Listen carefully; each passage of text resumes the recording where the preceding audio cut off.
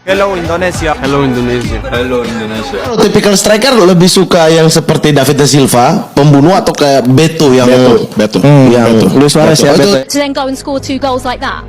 I still think I'm involved in the game, doing movements and giving space to others. So it's not only about touching the ball if you're involved in the game. PSSI kini tengah menyiapkan 2 pemain naturalisasi keturunan untuk memperkuat Timnas Indonesia. Timnas Indonesia disebut oleh Roni Pangamanan mendapat kabar baik dengan munculnya 2 nama penyerang yang dikabarkan bakal dinaturalisasi menjadi warga negara Indonesia atau WNI oleh PSSI.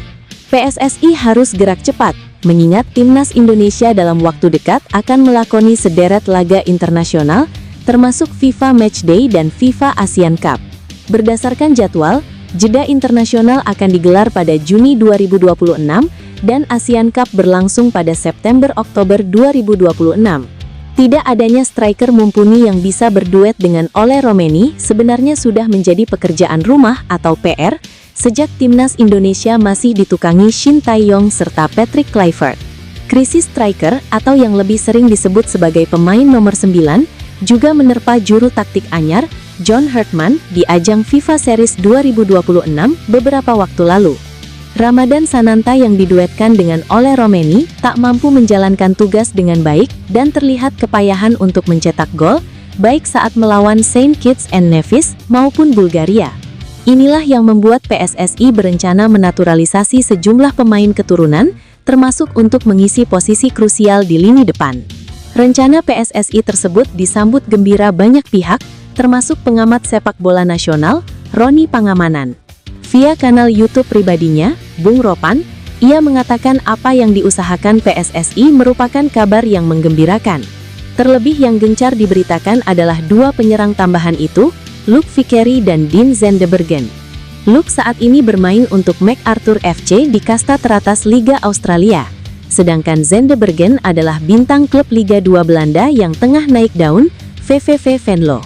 Sekarang sudah kencang beredar Luc Vickeri, pemain muda berusia 20 tahun, bermain di MacArthur FC saat ini di kasta tertinggi Australia, dikabarkan makin dekat untuk dinaturalisasi, atau bahkan sudah muncul di proses untuk dinaturalisasi, kata Roni Pangamanan. Walaupun sebenarnya ini belum ada pengumuman secara resmi dari federasi atau PSSI dari Ketua Umum, bahwa Luc Vickeri sudah pasti dinaturalisasi, imbuh pengamat yang juga jurnalis senior, yang akrab disapa Ropan. Menurut Ropan, rencana naturalisasi terhadap 2 penyerang keturunan itu saat ini sedang berproses. Kita menyambutnya dengan baik kabar ini, konon kabarnya sedang berproses. Kalau memang ini benar-benar terjadi, maka kita menyambut dengan baik bahwa di lini serang untuk nomor 9 itu sudah terisi. Berkaca dari 2 laga FIFA Series kemarin, Ole Romeni sejatinya bermain sebagai nomor 10. Ia di belakang Ramadan Sananta yang diplot sebagai target man atau pemain nomor 9. Ole Romeni tampak begitu menikmati perannya. Sebelumnya Ole Romeni yang masuk di sana, walaupun dia sebenarnya sebagai nomor 10, kalau mau lihat penampilan Ole bermain dengan Saint Kitts and Nevis atau dengan Bulgaria, dia lebih enjoy bermain di belakang striker, tukas Ropan. Nah, dalam waktu yang tak lama lagi, skuad Garuda akan punya tombak andalan sebagai pemburu gol. Posisi itu bisa diisi Dean Zendebergen atau Luc Vickeri, bergantung keputusan John Hartman selaku juru taktik. Maka kita perlu memang untuk mendatangkan seorang pemain di lini serang yang berposisi nomor 9. Kemarin saya sudah mengatakan, ada 1 pemain lagi, yakni Dean Zendebergen yang sedang gacor bersama VVV Venlo di Liga 2 Belanda. Kalau dia pun dijejaki dan kemudian ada keseriusan dipanggil, lebih bagus. Kedatangan Luc Vickeri ini akan menambah tebal lini serang kita, sehingga opsi bagi pelatih kepala John Hartman untuk menentukan pemain di lini depan itu sangat banyak. Dia bisa mengutak-atik siapa yang dimainkan lebih awal, seandainya memang cepat berproses dari Luc Vickeri dan juga dengan Dean Zendebergen. Tutup Bung Ropan. Timnas Kamboja memanggil 9 pemain naturalisasi demi menghadapi Timnas Indonesia di Piala AFF 2026. Langkah ini menunjukkan ambisi besar tim berjuluk Anchor Warriors itu untuk menjadi penantang serius di Asia Tenggara. Langkah agresif ini membuat kekuatan Kamboja berubah signifikan. Para pemain naturalisasi didatangkan dari berbagai negara dengan pengalaman bermain di level kompetitif. Mereka berasal dari Liga Afrika, Jepang, hingga Eropa, sehingga membawa variasi gaya bermain dan pengalaman berbeda ke dalam skuad. Kehadiran mereka diharapkan meningkatkan kualitas tim secara keseluruhan. Di lini pertahanan, Kamberja kini diperkuat Mohamed Faiz dari Visakah FC, Hikaru Mizuno dari TV Army, Takaki Ose dari BG Pathum, dan Anderson Zogbe dari Naga World. Mereka menjadi fondasi baru di sektor belakang.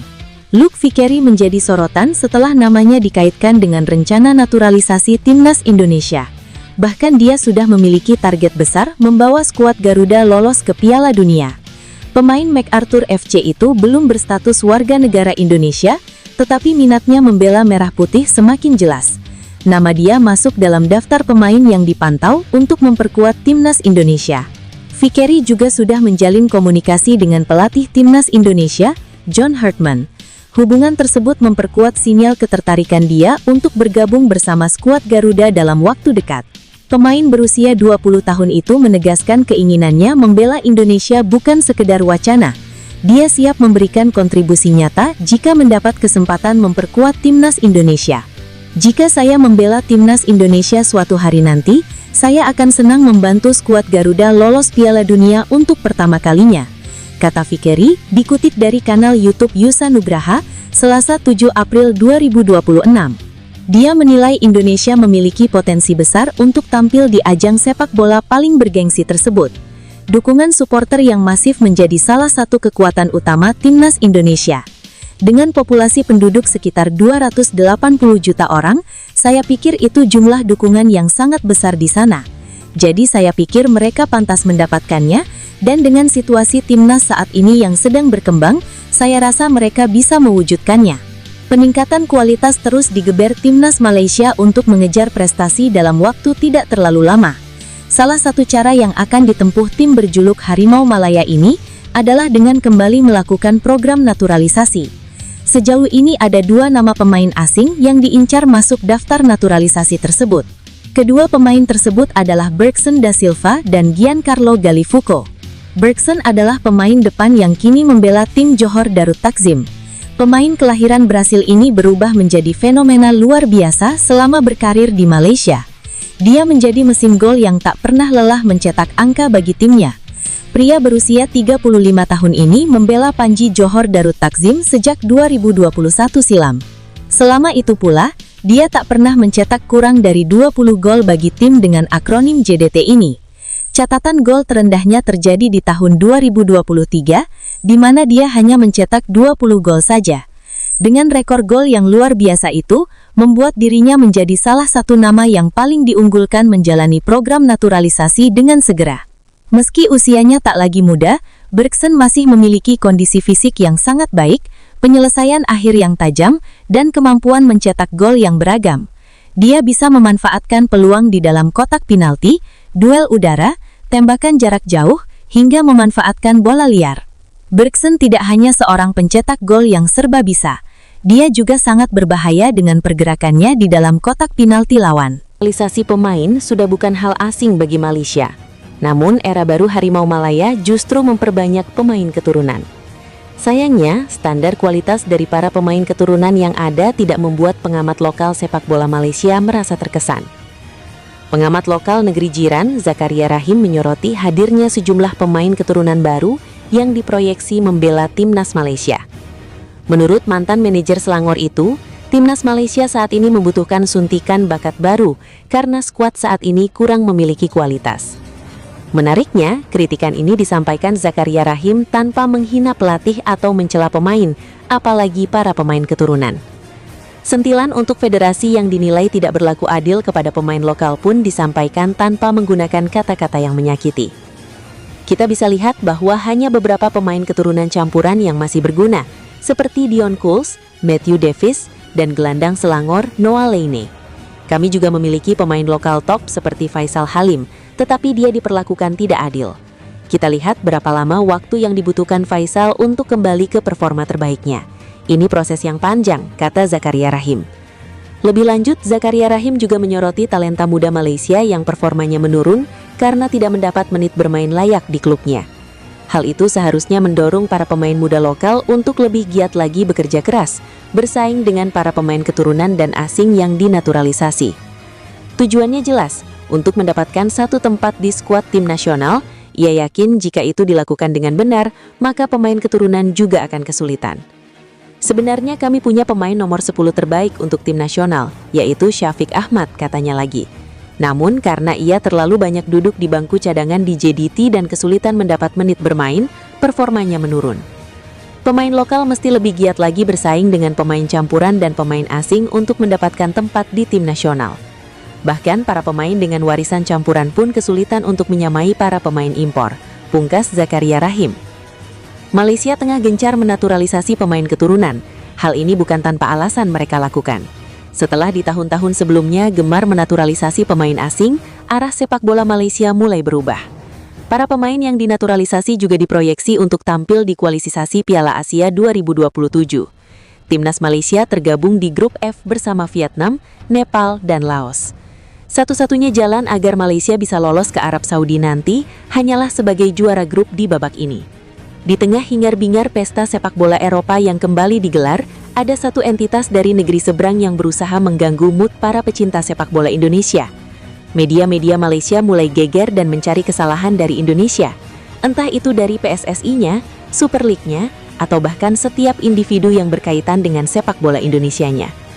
Terlalu sibuk nyinyir dan merendahkan Indonesia, Malaysia tampaknya lupa terhadap pepatah lama yang cukup populer di sini.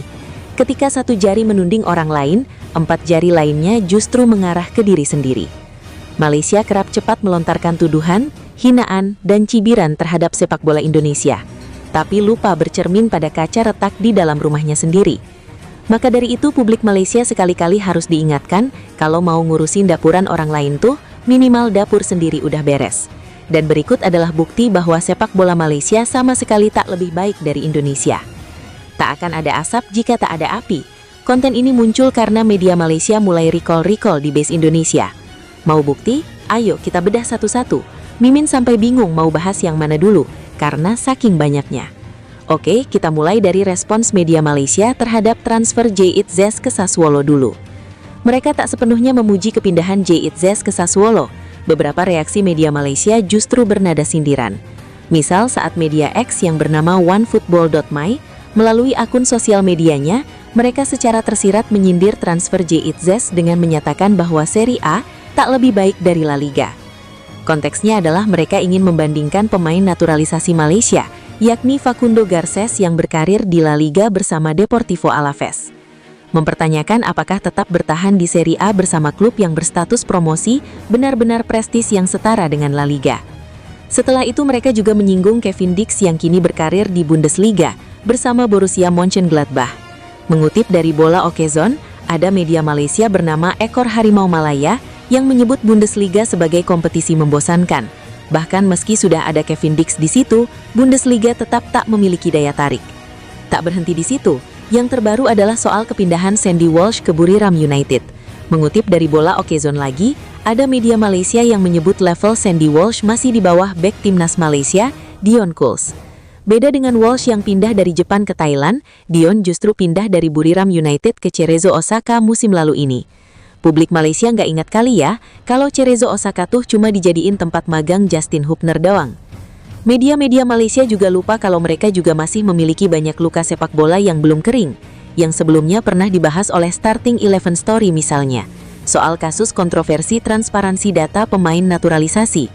Federasi Sepak Bola Malaysia menjadi sorotan publik setelah mengambil langkah cepat dalam proses naturalisasi beberapa pemain berdarah Amerika Selatan. Proses tersebut dikritik karena dinilai terlalu tertutup dan tidak melibatkan keterbukaan informasi mengenai asal-usul para pemain yang diproses. Dilansir Jawa Post, pengacara olahraga Malaysia, Zafri Aminur Rashid menekankan bahwa kurangnya akses publik terhadap dokumen-dokumen terkait pemain naturalisasi meningkatkan resiko pelanggaran aturan FIFA. Berkat kisru ini, Malaysia pun nyaris kena sanksi berat. Kala itu Malaysia berpotensi dikenai sanksi larangan ikut kompetisi resmi hingga 2027 dan denda hingga puluhan miliar rupiah. Untungnya, rumor ini dengan cepat diredam oleh Ketua Umum FAM, Johari Ayub. Dirinya menegaskan bahwa proses naturalisasi telah melalui verifikasi oleh FIFA dan sang pemain memiliki dokumen yang sah sesuai aturan internasional. Di awal turnamen, Timnas Malaysia U23 datang ke Piala AFF U23 2025 dengan dada membusung. Target semifinal bahkan gelar juara sudah digembar-gemborkan, tapi alih-alih tampil garang, Harimau Malaya justru terlihat ompong. Mereka dipastikan tersingkir usai hanya bermain imbang 0-0 melawan Timnas Indonesia U23 dalam laga terakhir Grup A. Hasil tersebut membuat tim Harimau Muda finish di peringkat ketiga klasemen Grup A dengan catatan 1 kemenangan, 1 hasil seri, dan 1 kekalahan. Fans yang udah kadung jumawa dan tebar pesona pun malunya setengah mati. Biar nggak malu-malu banget, akhirnya mereka melampiaskan emosi mereka kepada skuad Harimau Muda.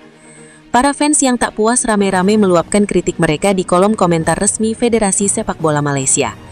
Beberapa dari mereka menyoroti gaya bermain tim Malaysia yang dianggap pasif dan tidak menunjukkan semangat juang. Kena hujat dan kritik begitu, bukannya introspeksi diri atau meminta maaf, FAM justru dikabarkan akan mengeluarkan kebijakan nyeleneh. Mengutip berita dari Super Bowl, tim muda Harimau Malaya berpotensi tidak akan menerima bantuan biaya lagi dari pemerintah untuk berkiprah di turnamen regional selanjutnya. Menurut laporan yang ada, turnamen yang dimaksud adalah SEA Games 2025 yang akan diselenggarakan di Thailand. Hal ini menyusul pernyataan Presiden Dewan Olimpiade Malaysia, Tan Sri Muhammad Nor Zakaria. Ada beberapa pertimbangan mengapa pemerintah akan mengambil opsi ini. Salah satunya adalah minimnya prestasi Malaysia di SEA Games. Berita yang mendadak ini jelas memicu perdebatan. Para pemain muda disinyalir bisa patah semangat karena merasa dianaktirikan oleh pemerintah setempat. Jika mental dan kepercayaan mereka turun, ini bisa saja mengganggu persiapan pemain jelang kualifikasi Piala Asia U23 yang akan diselenggarakan September nanti. Pelatih Harimau Malaya Peter Klakomovic mengungkapkan alasan Malaysia untuk tidak terbang ke Tajikistan karena mengumpulkan pemain dan memastikan mereka siap bermain di luar kalender FIFA itu tidak realistis. Sial